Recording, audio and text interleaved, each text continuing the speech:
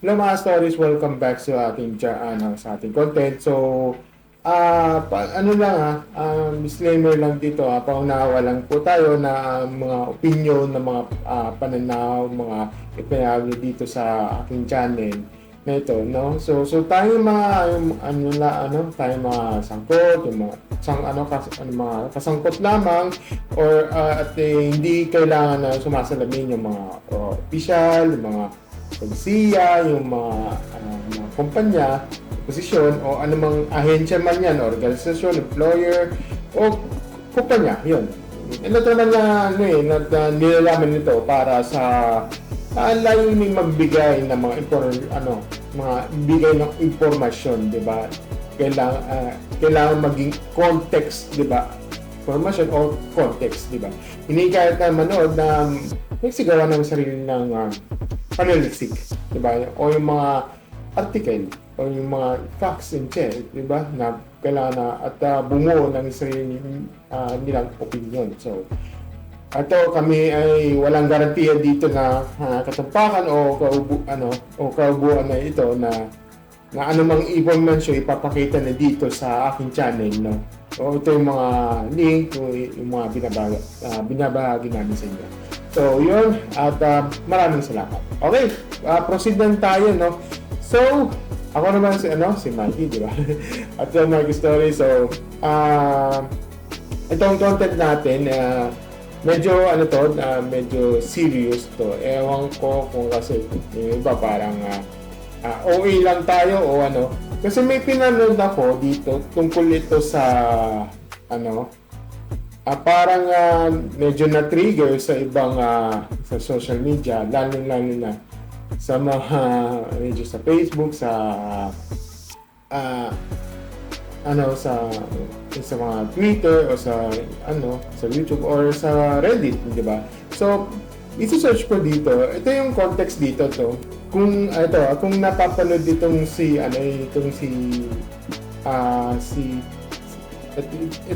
girl, no, yung ito. Allegedly ito yung empleyado to ng Procter & Gamble. No? So, brief context naman ito tinanong dito is itong video na ito ay nag-viral, no? At ito yung umabot ito sa 9.6 views, no?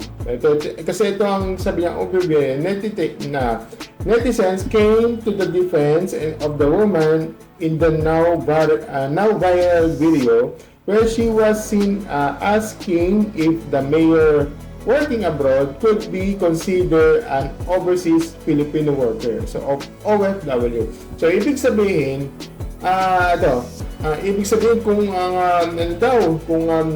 tinanong ko daw kung may mayor ba pag nagtrabaho ba sa ibang bansa, OFW yun.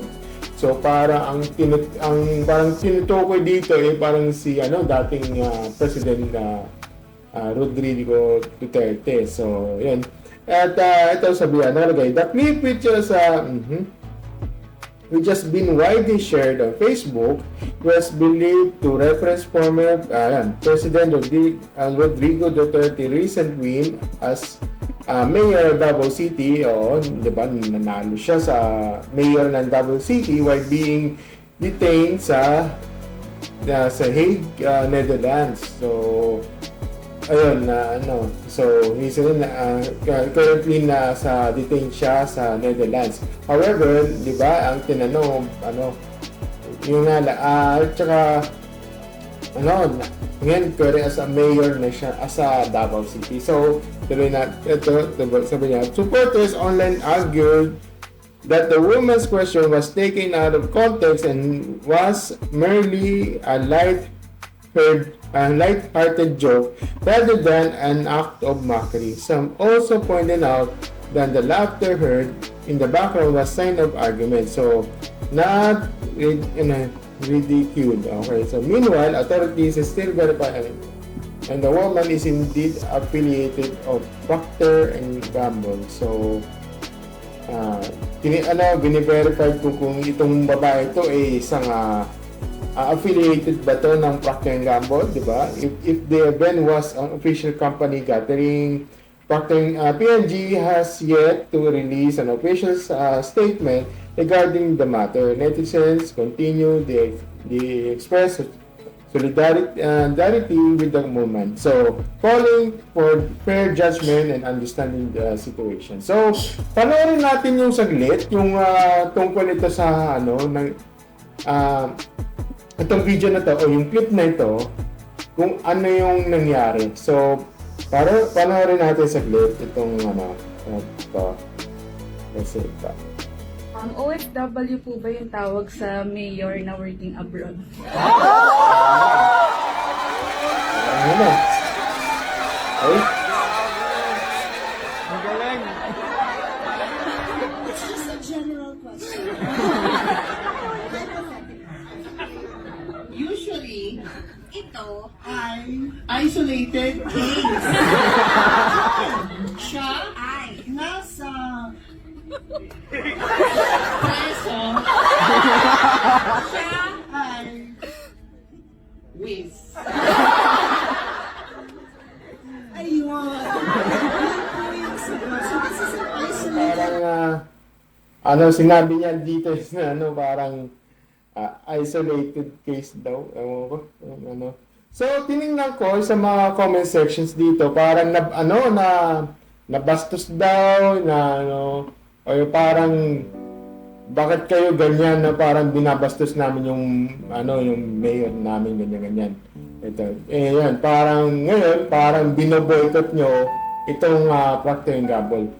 So, ito, ang daming sinasabi na online na, sabi daw ibig sabihin, abroad lang si Pope Francis kasi taga-Argentina siya, tapos nakarating sa Vatican.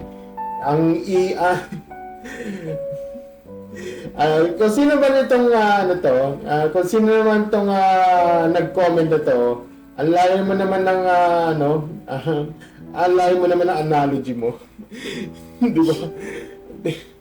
Di ba? Ang layo talaga ang analogy mo, men. So, yan. Sabi ito dito, hindi ko papakita dito kasi hindi ko i-post dito sa sasabihin ko lang dito. So, may nagko-comment dito. Sabi niya, yan talaga ang reality ng bansa natin. Nakakatawa, saan yan sulok ng mundo? Ay, yun. So, yun. Sabi na daw, ito naman, medyo may, questionable. Sabi niya, Nick, i-investigahan pa kung affiliated yung babae sa company, obvious naman may suot na ID, laglagan na ba to? So, yun, di ba? Ayan, iba naman, huwag ka na magtanong, girl. Gamitan mo na lang ng common sense kasi yung tanong mo walang sense. Okay, so ang daming ang daming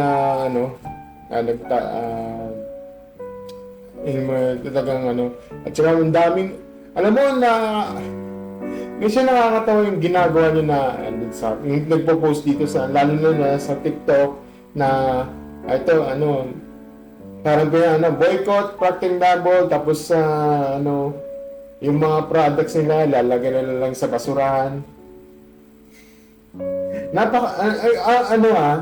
For me ito yung masasabi ko lang, medyo OA na sila na pinabidyoan na ito boycott ko, kukunin ko yung product ganito, for example ito yung ganito product na ito,